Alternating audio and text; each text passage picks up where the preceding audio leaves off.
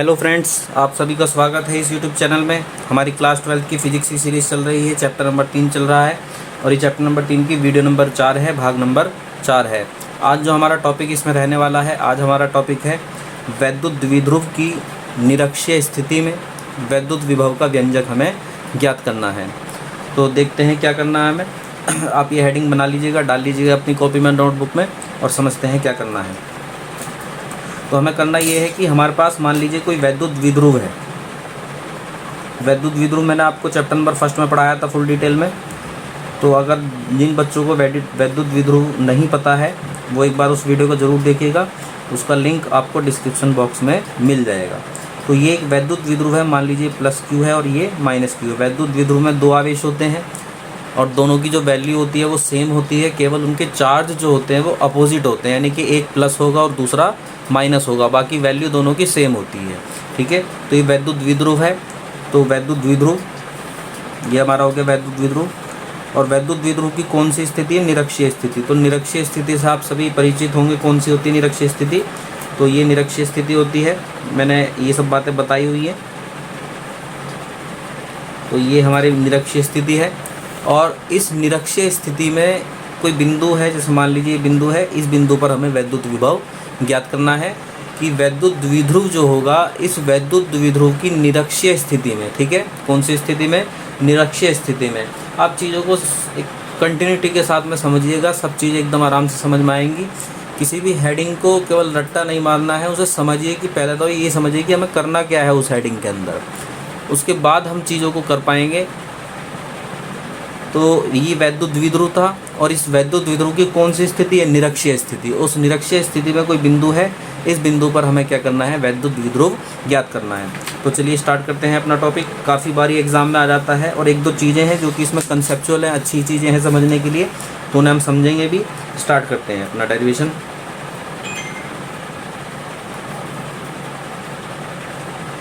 तो सबसे पहले एक डायग्राम बनाएंगे हम, ठीक सा अच्छा सा डायग्राम बनाएंगे ताकि हमें अच्छे नंबर मिल सके, क्योंकि फिजिक्स का सीधा सा असूल है कि जितना बढ़िया आपका डायग्राम होगा नंबर आने के चांस उतने ही ज़्यादा होंगे।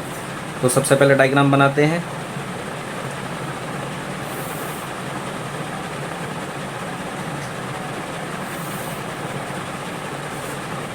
ये पॉजिटिव चार्ज हो गया और ये हो गया नेगेटिव चार्ज। ये जैसा मन करे वैसा रख लीजिएगा। ये मान लीजिए नेगेटिव है, ये नेगेटिव चार्ज है और ये है पॉजिटिव। और टोटल जो डिस्टेंस है इन दोनों के बीच की दूरी वो कितनी होती है? 2L होती है। मैंने पहली वीडियो में आपको बताया था कि वैद्युत द्विध्रुव जो होता है उस वैद्युत द्विध्रुव में दोनों आवेश जो होते हैं उनके बीच की डिस्टेंस कितनी दिखाई जाती है? 2L। तो मान लीजिए अगर ये सेंटर है, केंद्र है, तो पूरी तो यहाँ से लेके यहाँ तक तो 2L है। तो ये कितनी होगी जाएगी? L, और ये कितनी हो जाएगी? L। आधी आधी हम लोग कर ले रहे हैं, जैसे कि पिछले डेरिवेशन में भी हमने किया हुआ, पिछले जो डेरिवेशन थे उनमें भी हमने किया। यहाँ से यहाँ तक की L हो गई है और फिर यहाँ से ये यहाँ तक की ये L हो गई है। ठीक है, तो दो पार्ट्स में हमने कर लिया है, L और L में। ये निरक्षीय रेखा है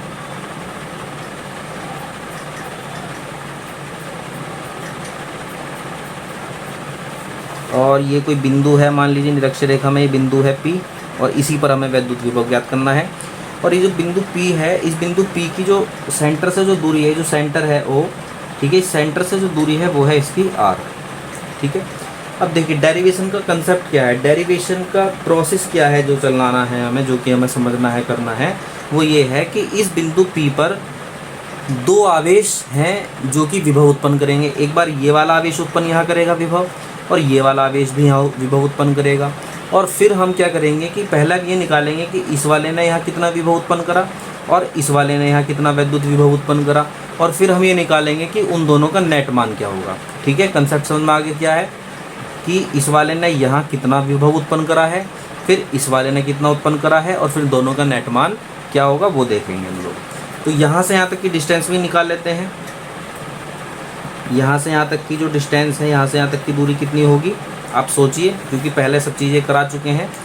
तो मैं तो अब बता देता हूँ कितनी होगी, R² प्लस L² का अंडर रूट। और किस तरीके से होगी आप मुझे कमेंट बॉक्स में ये चीज़ ज़रूर बताइएगा कि यहाँ से यहाँ तक डिस्टेंस जो हमने निकाली है under root R² plus L² ये कैसे निकाली है। ठीक है। चाहे तो आप पिछली चैप्टर नंबर 1 की वीडियो भी देख सकते हैं। इसी तरह से यहाँ से यहाँ तक की जो डिस्टेंस है वो भी हम लोग निकाल लेते हैं। सेम ही होगी, बिल्कुल सेम टू सेम चीज़ें चल रही हैं, जितनी उधर है उतनी ही इधर होगी, ठीक है। सेम टू सेम वही वैल्यू होगी, बिल्कुल कोई दिक्कत नहीं है इसमें, √r² प्लस l², क्योंकि सभी चीज़ें क्या है, सेम है जैसी। चलिए स्टार्ट करते हैं। अब बात आती है लिखने की। लिखने में कितना हम कोशिश करें, लेकिन बच्चे क्या है, रट्टा मारते हैं। आप रट्टा मारने की कोशिश मत कीजिए, जो बात आपने समझी है वही आप लिखने की कोशिश कीजिए। आप जितना रट्टा मारेंगे उतना ही ज़्यादा भूलने की स्थितियाँ बनती हैं। तो आप समझिए और समझ के आप लिखने की कोशिश कीजिए। तो सबसे पहले बताइए कि माना एक वैद्युत द्विध्रुव है, तो माना एक वैद्युत द्विध्रुव है या वैद्युत द्विध्रुव है, वैद्युत द्विध्रुव है जो कि किससे मिलकर बना है, जो कि दो आवेश हैं, एक +q और एक -q से मिलकर बना है, जो कि -q व +q से मिलकर बना है, ठीक है। इसी तो मिलकर बना है, वैद्युत द्विध्रुव से मिलकर बना है। इस वैद्युत द्विध्रुव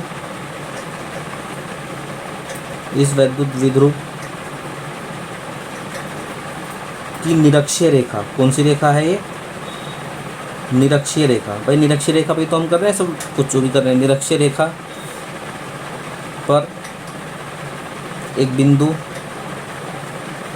P है, जिस पर हमें क्या करना है, जिस पर हमें वैद्युत विभव ज्ञात करना है, ठीक है। अब आप रट्टा मारेंगे तो भूलेंगे। अब इसमें भी बताइए कि रट्टा मारने की बात ही क्या, कुछ भी नहीं है। आप सीधी सीधी जो बात आपने समझी है, जो करना है उस चीज़ को लिखिए, बताइए, अपना आप हो जाएगा। इसमें रट्टा मारने की कुछ भी ज़रूरत हमें इसमें नहीं पड़नी चाहिए, ठीक है। बताइए, माना एक वैद्युत द्विध्रुव है जो कि -q और +q आवेश से मिलकर बना है।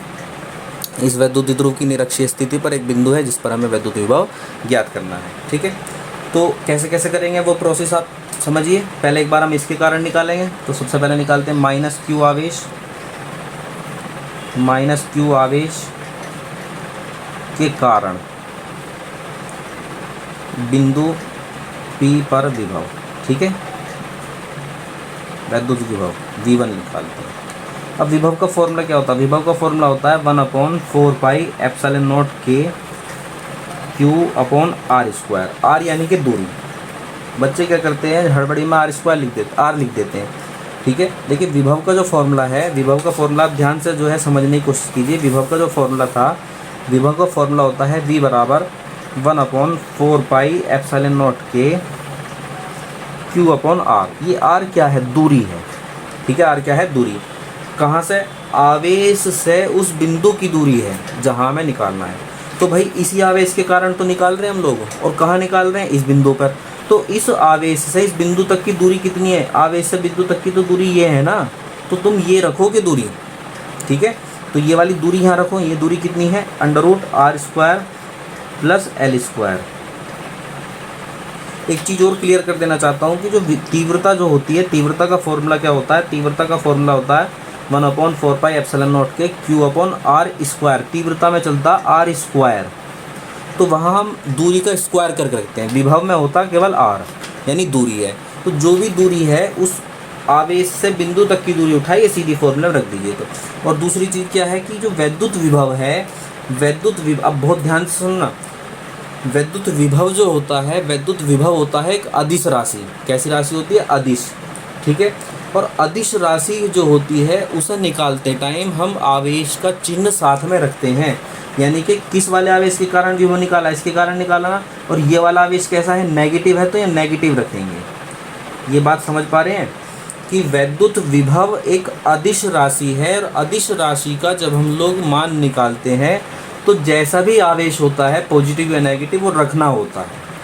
तीव्रता जब निकालते थे तो तीव्रता निकालने में देखिए, अब याद ना हो पाने का या बार बार भूलने का यही कारण होता है कि हम चीज़ों को समझ नहीं पाते ठीक से। जब हम तीव्रता निकालते थे पिछले चैप्टर्स में, तो तीव्रता थी सदिश राशि। तीव्रता कैसी राशि थी, सदिश। और सदिश राशि में पॉजिटिव नेगेटिव नहीं रखा जाता साथ में, वहाँ निकाली जाती हैं दिशाएं। जबकि विभव कैसी राशि है, विभव है एक अदिश राशि, और अदिश राशि में पॉजिटिव या नेगेटिव जैसा भी होगा वो रखना हमें साथ में होगा। आप ये मुझे कमेंट बॉक्स में ज़रूर बताइएगा कि जो बात मैं समझाना चाह रहा हूँ वो आपकी समझ में आ गई है। ठीक है, तो विभव का यहाँ फॉर्मूला क्या बना, विभव V1 इजिकल टू ये माइनस बाहर आ जाएगा 1/4 epsilon naught K Q upon under root R square plus L square. ये आया है हमारा इस वाले आवेश के कारण विभव। अब हम क्या करेंगे, अब हम इसके कारण निकालेंगे विभव। तो चलिए दूसरे कारण निकालते हैं। अब हम निकालते हैं नेक्स्ट अगले वाले के कारण। ठीक है, तो अब हम निकालते हैं किसके, प्लस क्यू आवेश के कारण। तो अब प्लस क्यू आवेश के कारण, प्लस क्यू आवेश के कारण बिंदु P पर विभव, इसे लिख देते हैं मान लो V2। दोबारा फॉर्मूला आप रखिए, क्या फॉर्मूला है, 1/4 एप्सिलॉन नॉट K Q, भाई आवेश तो Q ही है। ठीक है, और दूरी इसकी भी सेम टू सेम वही है, दूरी तो दोनों की सेम है, तो दूरी तो यहीं आ जाएगी ये जो भी है। और मनी मन सोचिए दूरी है या दूरी का स्क्वायर है, सोचिए जल्दी से। तो क्या है, दूरी है, स्क्वायर नहीं है, स्क्वायर तीव्रता में होता, तो under root R square plus L square. और ये कैसा आवेश है, प्लस, तो प्लस रख देंगे, प्लस बाहर आ जाएगा 1/4 epsilon naught K Q upon under root R square plus L square. तो हमने क्या करा, हमने दो बार विभव निकाल लिया, एक बार इस वाले आवेश के कारण विभव निकाला है और एक बार इसके कारण निकालना है। अब हम निकालेंगे नेट विभव। तो बिंदु P पर नेट विभव। अब देखिए नेट विभव निकालने के लिए हमें क्या करना है, क्योंकि विभव तो एक अदिश राशि है और अदिश राशि का जब नेट मान निकालते हैं तो सीधा जोड़ देते हैं V1 प्लस V2। ठीक है, तो V1 का मान रखिए, पीछे से देखिए V1 का मान क्या है, V1 का मान ये है, V1 का मान है -1/4 epsilon naught K Q upon under root R square plus L square. ठीक है, ये है हमारा V1 का मान, फिर है प्लस, और अब हमें रखना है V2 की वैल्यू। V2 की वैल्यू क्या है, V2 की वैल्यू ये है, तो V2 की वैल्यू रखिए उठा के, plus 1/4 epsilon naught K Q under root R square plus L square. ठीक है, अब ये तो दोनों सेम क्वांटिटीज़ बन गए हैं, ये माइनस के और ये प्लस के तो क्या होंगे, आपस में कैंसिल हो जाएंगे और विभव क्या आ जाएगा, 0।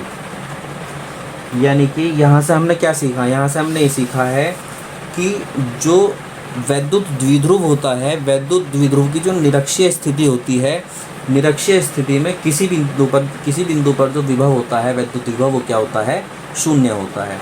अब मेरी बात बहुत ध्यान से सुनिएगा, क्योंकि आगे जो मैं बात बता रहा हूँ ये क्वेश्चन के लिए इम्पोर्टेंट हो सकती है, आपसे इस तरह के क्वेश्चन जो है वो पूछे जा सकते हैं। ठीक है, या और इसी बेस पर कई क्वेश्चन जो है वो बनाए जा सकते हैं। मान लीजिए कि हमारे पास ये वैद्युत द्विध्रुव है,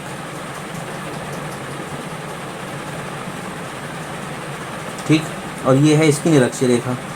अब हम जानते हैं कि इस बिंदु पर, ये जैसे मान लिया बिंदु P1 है, इस बिंदु पर यदि हम नेट विभव निकालना चाहें तो नेट विभव क्या है, 0 है। मान लीजिए बिंदु P2 है, यहाँ नेट विभव निकालना चाहें तो विभव क्या होगा, 0। तो अगर किसी भी बिंदु पर हम सोचें, कोई भी बिंदु हो, वो कहाँ होना चाहिए, निरक्षीय रेखा पर होना चाहिए। तो निरक्षीय रेखा के किसी भी बिंदु पर विभव क्या होगा, 0 होगा। इस बिंदु पर विभव 0 होगा, इस बिंदु पर विभव 0 होगा। और अगर विभव 0 है तो इन दोनों का विभवांतर कितना होगा, विभवांतर भी क्या होगा, विभवांतर भी 0 आ जाएगा। भाई जब विभव है ही नहीं तो इनमें अंतर भी क्या होगा, 0। अगर 0 में से 0 निकालेंगे तो क्या होगा, 0 ही तो होगा। तो विभव क्या है, किसी भी बिंदु पर 0 है, विभवांतर क्या है, 0 है।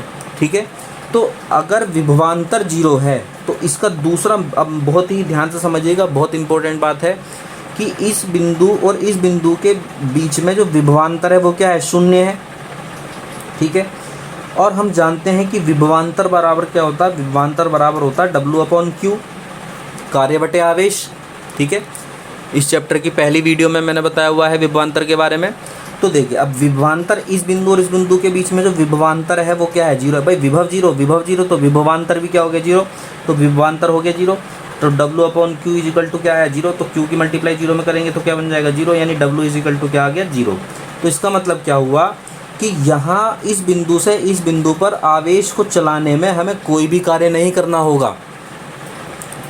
और क्यों नहीं करना होगा, क्योंकि निरक्षीय रेखा के किसी भी दो बिंदुओं के बीच, चाहे ये बिंदु हो चाहे ये बिंदु हो, इनके बीच में क्या होगा विभवांतर 0, क्योंकि यहाँ पे विभव 0, यहाँ पे विभव 0 और विभव 0 तो क्या हो गया विभवांतर 0, और विभवांतर जब 0 होगा तो आवेश को चलाने में कोई भी कार्य हमें करना नहीं होगा। स्पष्ट हुई बात। यानी कि निरक्षीय रेखा के किसी भी बिंदु पर किन्हीं दो बिंदु, पहली बात दो बातें हैं कि निरक्षीय रेखा के किसी बिंदु पर विभव क्या होगा 0, निरक्षीय रेखा के किन्हीं दो बिंदुओं के बीच विभवांतर क्या होगा 0, और उनके बीच आवेश को चलाने में कार्य क्या होगा 0। मैंने यहाँ पे तीन बातें कही हैं जिन्हें मैं लिख देता हूँ, आप नोट कर लीजिएगा। पहली बात है कि निरक्षीय रेखा के किसी भी बिंदु है ना, कोई भी बिंदु हो, किसी भी बिंदु पर विभव क्या होगा 0, ठीक है। दूसरी बात, निरक्षीय रेखा के किन्हीं दो बिंदुओं के बीच विभवांतर, अब किसकी बात हो रही है विभवांतर भी क्या होगा 0, ठीक है, समझ में आ गया, विभवांतर भी क्या होगा 0। और तीसरी बात, किन्हीं दो बिंदुओं, ये कहाँ हैं दोनों बिंदु निरक्षीय रेखा पर, किन्हीं दो बिंदुओं के बीच आवेश को चलाने में जो कार्य होगा, ठीक है, वो कार्य क्या होगा 0। तो ये थी हमारी कुछ महत्वपूर्ण बातें, ठीक है, जो कि हमने किसके बारे में कही, वैद्युत विभव, ये बातें हमने जो करी वो किसके बारे में करी, वैद्युत द्विध्रुव की निरक्षीय स्थिति पर विभव के बारे में। आपको ये वीडियो समझ में आ गई है तो आप मुझे कमेंट बॉक्स में ज़रूर बताइएगा। फिर मिलते हैं एक नेक्स्ट वीडियो के साथ, तब तक के लिए धन्यवाद।